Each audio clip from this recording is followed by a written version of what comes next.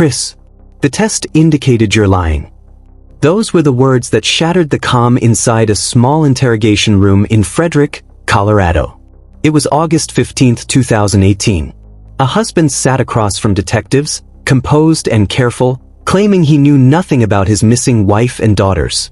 But within hours, his lies would collapse, right here, in this room. 4 days, Chris Watts had played the role of the desperate husband, standing before cameras, pleading for help, insisting he just wanted his family back. But the calm expression, the polite tone, the steady breathing, they were all part of a mask. Inside that room, Detective Tammy Lee sat across from him, trained, patient, and unflinching. Every question she asked was calculated, every pause intentional. The polygraph machine beside them clicked quietly, recording every heartbeat, every flicker of deceit. Chris tried to stay composed, his voice measured. But his body told a different story. The tension in his hands, the shallow breaths, the way his eyes darted down when pressed for details. Line by line, spike by spike, the polygraph began to expose what his words tried to hide. And then, with a calm but firm voice, Detective Lee leaned in and said, "If you did anything to hurt Shanann or the girls, now is the time to tell me." The room fell silent.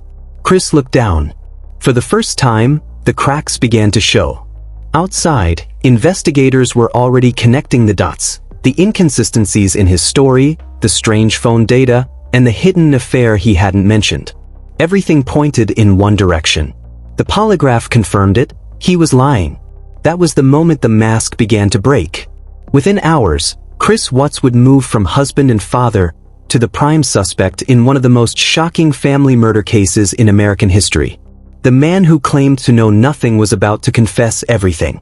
This is how one interrogation, and a single sentence, unraveled the truth behind a perfect family and exposed the chilling mind of a killer.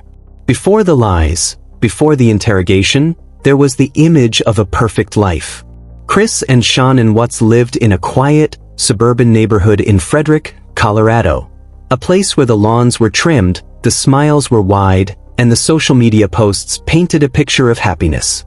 Their Facebook pages told a story of love, success, and family. Videos showed Chris as the devoted father, laughing with his daughters, lifting them in the air, and smiling beside Shanann at family gatherings. Every frame felt warm, ordinary, and safe. But behind those smiles, something darker was growing, a private tension that no post could reveal. Shanann, energetic and outspoken, was deeply devoted to her husband and their 2 little girls, Bella and Celeste. She documented every milestone, every family moment, believing in the story of a life worth sharing. Chris, however, was changing. Friends noticed the distance, his tone quieter, his eyes elsewhere. He had begun an affair, one he kept carefully hidden, and with it came the first cracks in the image of their marriage. To the outside world, they still looked perfect. But investigators would later say that Chris was living a double life, one where he played the role of the loving father by day and dreamed of a new beginning by night. Money was tight.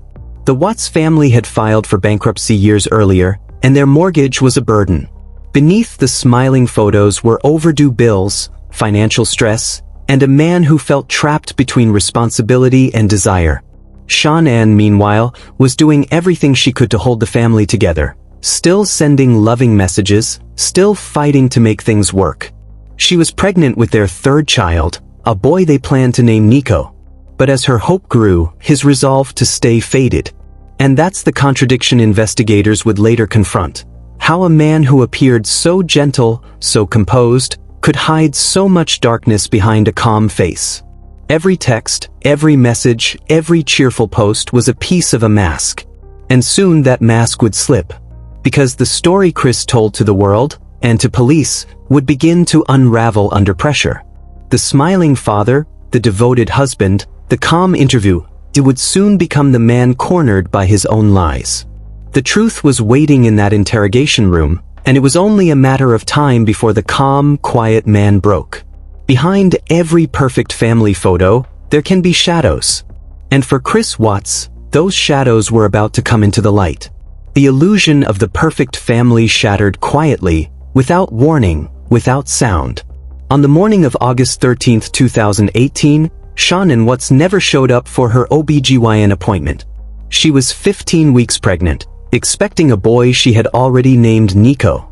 Her close friend, Nicole Atkinson, was the first to notice something was wrong.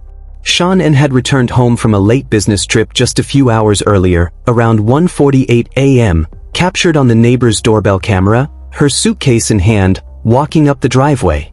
That would be the last known sighting of her alive. When Nicole couldn't reach her that morning, no texts, no calls, worry quickly turned into panic.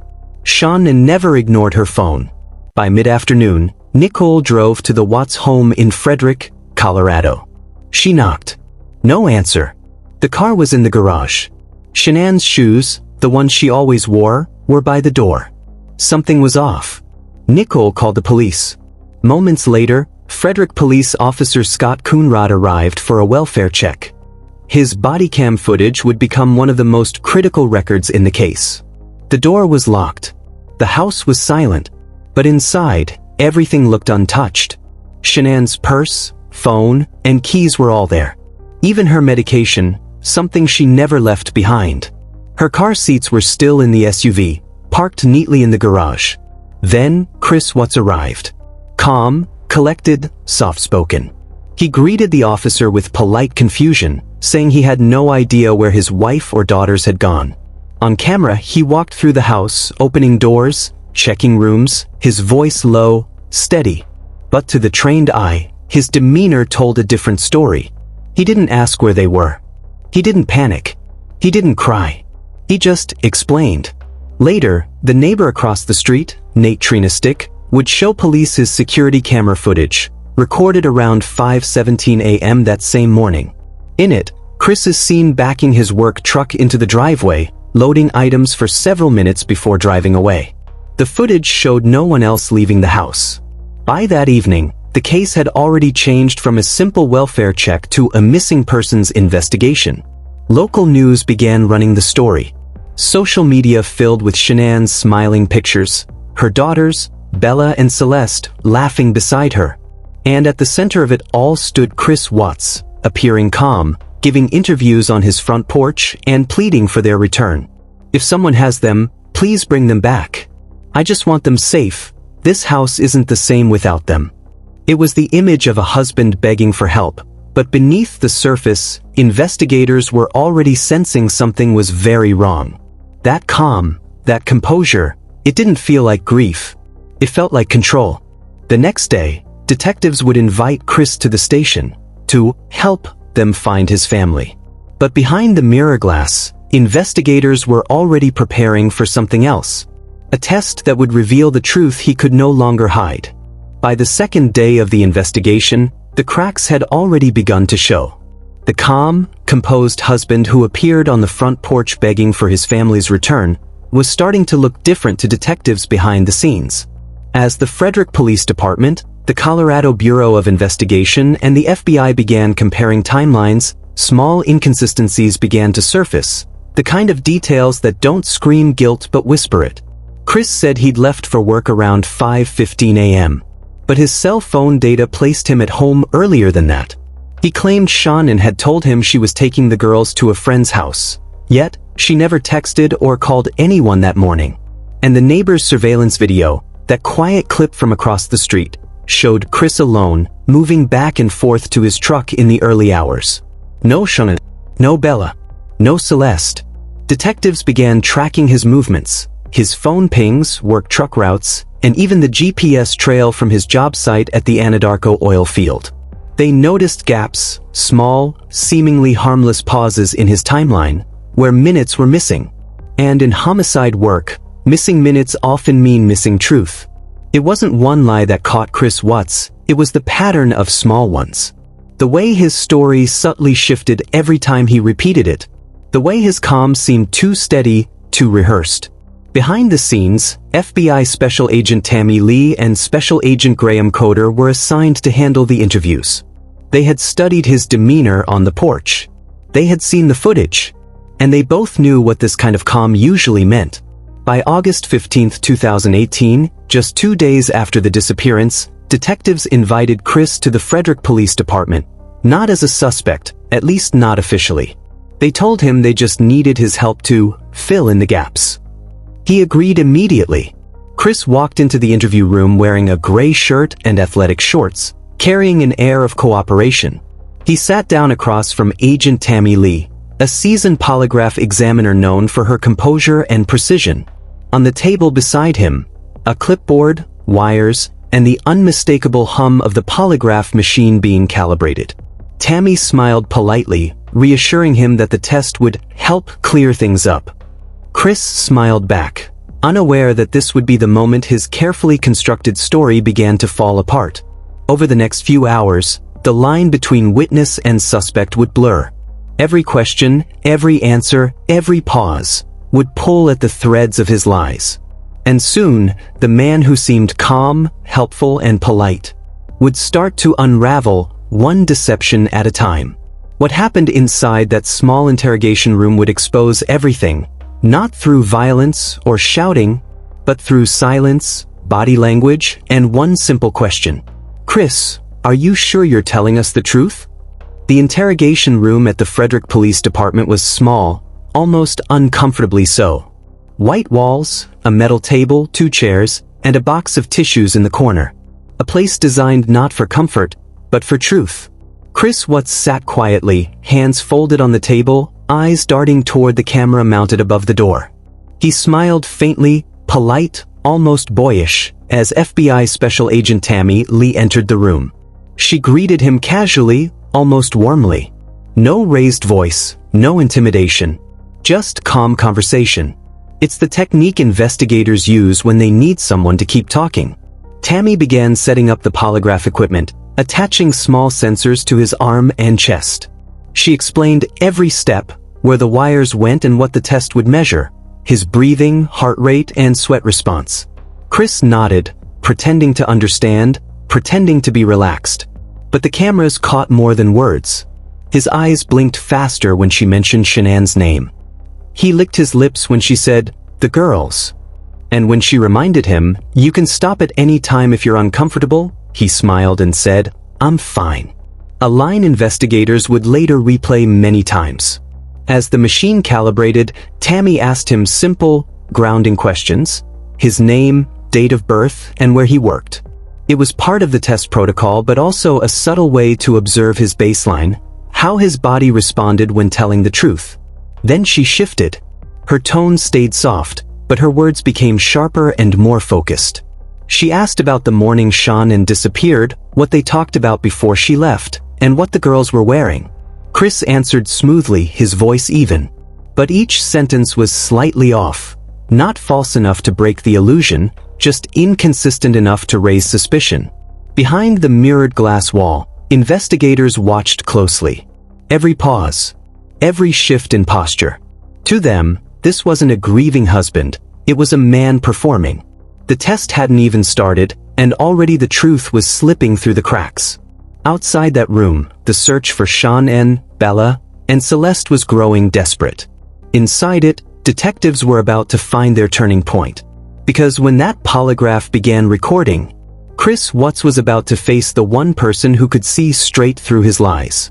Even with wires across his chest and a clock ticking on the wall, Chris Watts didn't look nervous. He breathed slowly, smiled often, and kept his voice steady. Investigators later said he was one of the calmest people they had ever seen in that situation. As the polygraph test began, Special Agent Tammy Lee asked a series of baseline questions. Is your name Chris? Do you live in Frederick, Colorado? Do you intend to answer the truth to all of these questions today? Chris responded, yes, every time. Smooth. Controlled. But then came the real questions. Did you physically cause Shanann's disappearance? Are you lying about the last time you saw your wife? Do you know where Shanann is now? Each time, his voice barely wavered. He said, no, clearly, almost gently, as if reciting a memorized line. To anyone watching without context, he might have looked sincere. But the sensors on his body were telling a different story. His breathing quickened. His pulse spiked. His hands began to twitch on the table. The polygraph operator noticed every reaction. And so did Tammy. She smiled politely when the test ended, thanked him, and told him to relax. Chris leaned back and even joked lightly, saying he hoped he passed. But outside the room, the results were already clear. He had failed every single relevant question. At that moment, investigators knew they were no longer talking to a worried husband. They were sitting across from the only person who knew where Shanann, Bella, and Celeste really were. Still, what unnerved everyone wasn't just the deception, it was how calmly he carried it. No outbursts, no panic, no tears. He was emotionless, almost mechanical. Experts later described it as flat effect, a controlled detachment often seen in offenders who've rehearsed their lies long before they ever step into an interrogation room. And as the minutes passed, it was that calm demeanor, not his words, that began to betray him. Tammy could sense it. She leaned forward slightly, studying his face. She knew something was about to break. And in the next few minutes, it would. Because when Tammy returned with the polygraph results, Chris Watts's calm would finally begin to crack. The door opens. Tammy Lee steps back into the room, calm but firm. In her hand, the polygraph results. Chris looks up, still wearing that polite smile, the same one he gave when the test began. She sits across from him and folds her hands. "Chris," she says softly, "there's no reason for you to be nervous now. But the test showed that you're lying." For the first time, Chris doesn't blink. He stares down at the table, his fingers twitching. Tammy keeps her voice level, not accusing, not angry, just controlled. She leans forward. "If you did anything to hurt Shanann or the girls, now is the time to tell me." A long silence. You can almost hear the hum of the air conditioner in the room. Chris shakes his head. "I didn't hurt them," he says. His voice is quieter now. But it's also the first time he doesn't sound sure. Tammy doesn't back down. She begins to press, gently but persistently, walking him through his story piece by piece. Every inconsistency, every missing detail. Why did his phone go silent during the hours Shanann vanished? Why did the neighbor's security camera show his truck backing into the garage at dawn? Why were Shanann's phone and purse still in the house? Each question chips away at his composure. Investigators in the next room watch through the glass. They can see it, the shift. Chris's breathing grows shallow. He folds his arms tighter. His leg begins to bounce under the table. It's not panic yet, but it's close. Tammy leans in again. She says quietly, "Chris, these things don't just disappear. You know what happened. We just need you to tell the truth." He whispers, "I didn't lie." But his eyes dart away. He wipes his mouth, looks at the floor, then back up at Tammy, searching for a way out that isn't there. The interview room has become a pressure cooker. Every pause feels longer. Every breath louder. The mask of calm that Chris wore so carefully all morning is now slipping. Tammy presses one last time. She says, "The results don't lie, Chris. You did not pass that test. So help us understand what really happened in that house." Silence again.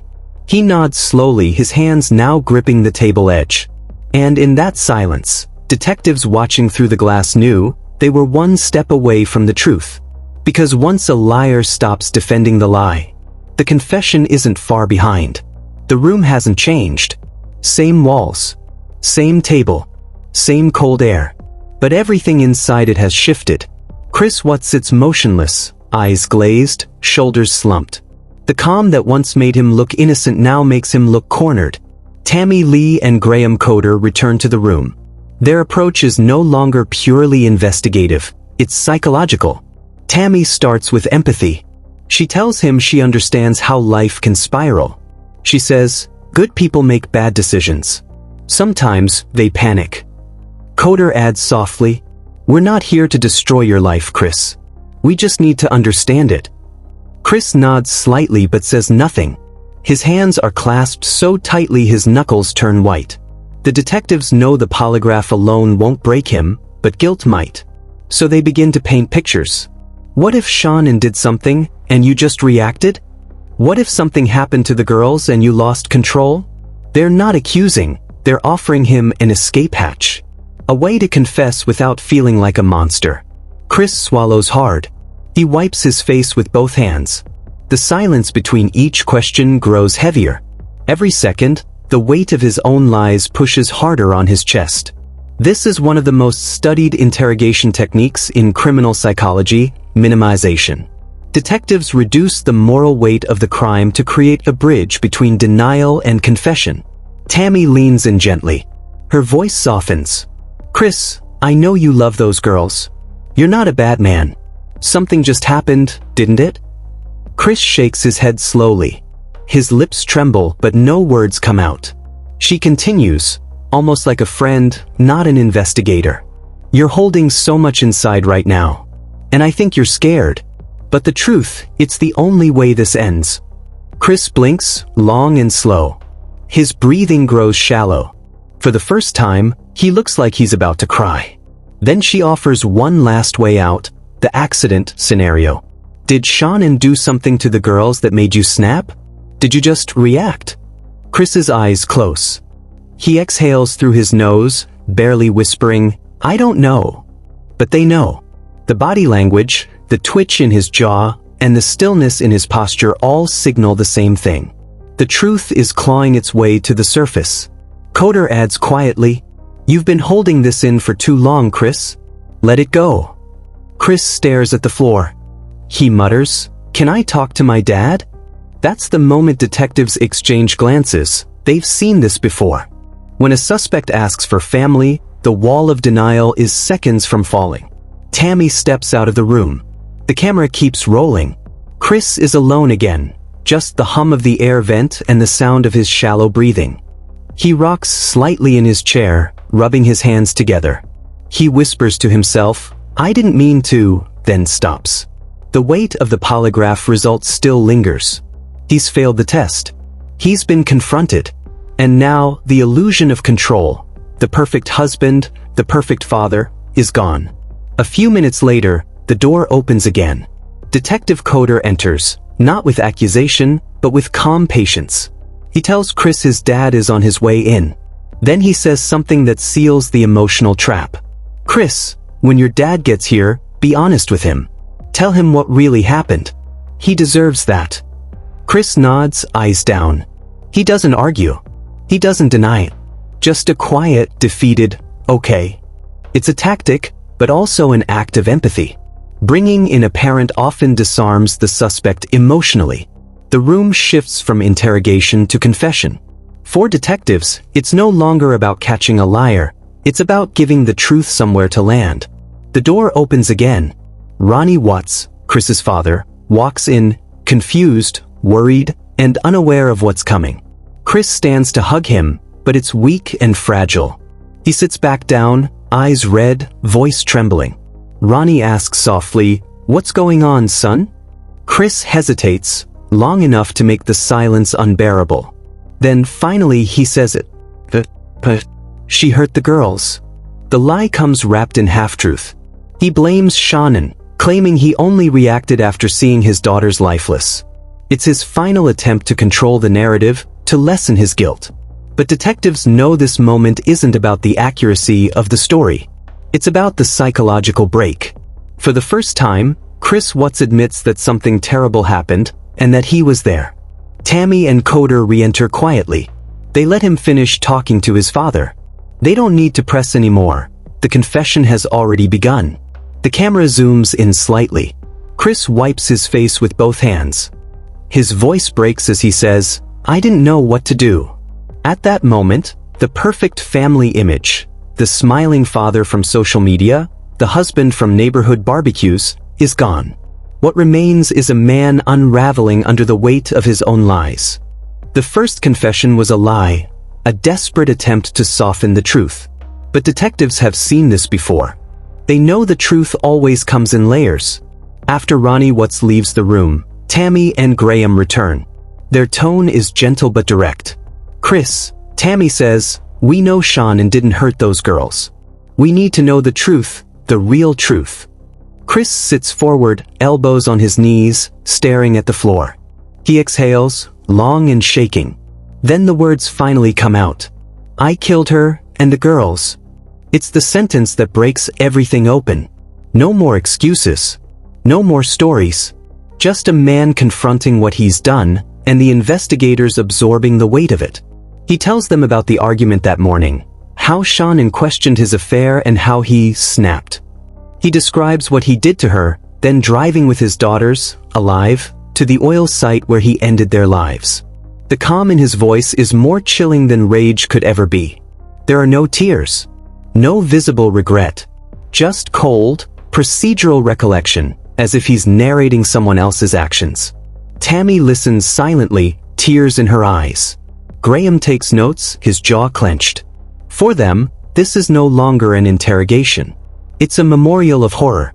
In the hours that follow, detectives begin to cross-check his story, and one by one, the puzzle pieces align. His phone's GPS matches the location of the oil site. Security footage from a neighbor's doorbell camera shows him backing his truck into the driveway before dawn, loading something inside. And when investigators visit the site, they find the grim truth. Shanann's body, buried in a shallow grave.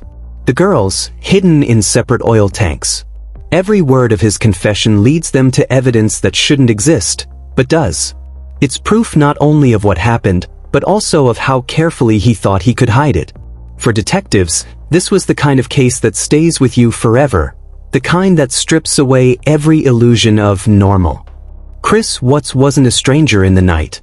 He was a husband, a father, and a neighbor who smiled across the fence. And that's what made it so horrifying. When news of the confession broke, the world was stunned. The story of the perfect Colorado family had become a nightmare that gripped the nation. Clips of Shanann's Facebook videos, her laughing, dancing, and holding her daughters, flooded social media. The contrast between those moments and the crime itself was almost unbearable. For many, it wasn't just about what Chris Watts did, it was what he represented. The smiling husband in family photos, who, behind closed doors, had become a stranger to his own life. True crime communities, psychologists, and even law enforcement officials dissected every second of the interrogation footage. How did he keep lying so calmly? Why didn't anyone see it coming? And what does this say about the facades we all build online? The case became a mirror, forcing viewers to confront the fragile line between image and reality, love and control, and perfection and danger.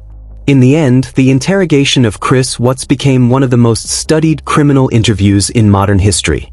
It showed how empathy, not aggression, can break through lies. It proved that even the most composed liars leave cracks in their stories. And it reminded the world that evil doesn't always look like a monster. Sometimes it looks like the man next door. Chris Watts was sentenced to life in prison without parole. His confession, his lies, and the tragic loss of Shanann, Bella, and Celeste remain one of the darkest examples of hidden domestic violence. Behind every smiling family photo, every online post of perfect life, lies a story we may never truly know. And sometimes, that story ends not in love, but in silence. The interrogation was over. The lies were gone. And the world was left to ask one question: how could this happen? Chris Watts now spends his days in a Wisconsin prison, isolated and protected from other inmates. His every move is monitored. His name is forever tied to one of the most haunting family murders in modern America. The Frederick home where it all began sat empty for months, a silent monument to a life destroyed. Later, it was sold, the neighborhood hoping to heal but never forgetting. In 2020, Netflix's American Murder, The Family Next Door reignited public attention. Viewers around the world watched the story unfold through Shanann's own videos, police body cams, and interrogation tapes, raw, unfiltered, and real. For millions, it wasn't just a true crime documentary, it was a wake-up call. It showed the darkness that can hide behind a perfect image, and the quiet warning signs that often go unseen. Shanann Watts and her daughters, Bella and Celeste, weren't just victims of a crime, they were victims of trust. And their story reminds us that sometimes, evil doesn't arrive in the form of a stranger. It comes from the person you thought you knew best. Was Chris Watts a man who simply snapped? Or a calculated killer who lived a double life? Tell us what you think in the comments. And if you want more deep, sourced true crime documentaries, subscribe to Dark Crime Case Files. Because here, No crime stays in the dark,